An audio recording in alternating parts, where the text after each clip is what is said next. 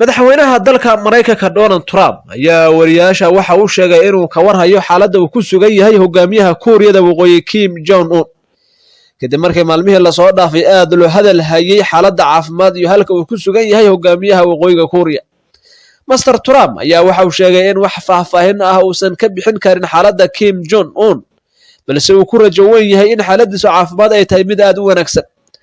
warkii la isla dhexmarayay ee ku saabsan Kim ayaa soo baxay markii la sheegay inuu ka baaqsaday ka qaybgalka munaasabadda sanad walba lagu maamuso sanad guuradii ka soo wareegatay dhalashadii aabihii oo ku beegnaa 15 bishan aynu ku guda jirnay Abriil.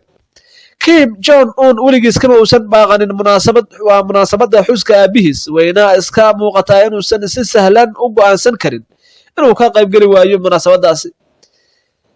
wakaalada wararka dalka Britain ka soo baxday ee Reuters oo soo xigatay ilaa xog ogaal ah ayaa maalmo ka hor waxa ay ku soo warantay dowladda Shiinaha ay quraac caafimaad u dirtay Kuuriyada Waqooyi. saraakiishaas caafimaad ayaa la sheegay in uu hogaaminayo sargaal sare oo ka tirsan xisbiga shuuciga ah ee ka arrimaha Beijing ama ee dalka Shiinaha.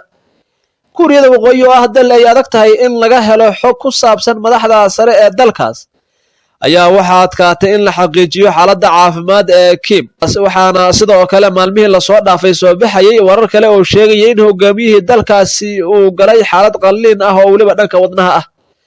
waxaa sidoo kale soo baxay warar kale oo sheegaya in Kim Jong Un uu nool yahay. dalka ay dariska yihiin Pyongyang ee Kuuriyada Koonfureed ayaa beeniyay wararka sheegaya inuu dhintay ama uu xanuunsan yahay hogaamiyihii dalka Kuuriyada Waqooyi Moon Jae-in oo ah sargaal siyaasadda arrimaha dibadda kala taliya madaxweynaha Kuuriyada Koonfureed ayaa warbaahinta CNN ee dalka Mareykanka u sheegay in Kim Jong Un uu nool yahay una caafimaad qabo. ka dowlad ahaan halka aan arrintan ka taagannahay way caddahay ayuu yiri Moon Jae-in oo intaa ku daray in laga bilaabo 13 bishan aynu ku guda jirno ee Abriil uu Kim ku sugnaa deegaanka lagu magacaabo Wonson sidaas darteedna aysan jirin wax keeni kara shakiga ah in uu geeriyooday. sidoo kale saraakiil ka tirsan sirdoonka dalka Shiinaha ayaa wakaalada wararka ee Reuters u sheegay in wararka sheegaya dhimashada ay yihiin kuwa been abuur ah isla markaana Kim uu nool yahay isla markaana caafimaadkiisu aad u wanaagsan yahay. markii ugu dambeysay ee la arkay hogaamiyaha dalkaas ayaa waxay ahayd 12 bishan. warbaahinta dalkaasna ma aysan sheegin ilaa iyo hadda halka uu ku sugan yahay. ma ahan markii ugu horeysay oo fagaarayaasha laga waayo hogaamiyaha dalka Kuuriyada Waqooyi.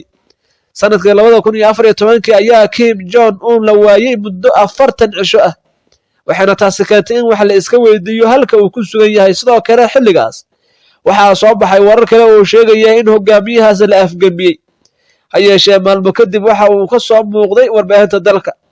akhyaarta aynu jecelnahay wixii ku soo kordha xaaladda hogaamiyahaas dib ayaan idin kala socodsiin doonaa haddii Allaha awoodana uu inoo ogolaado.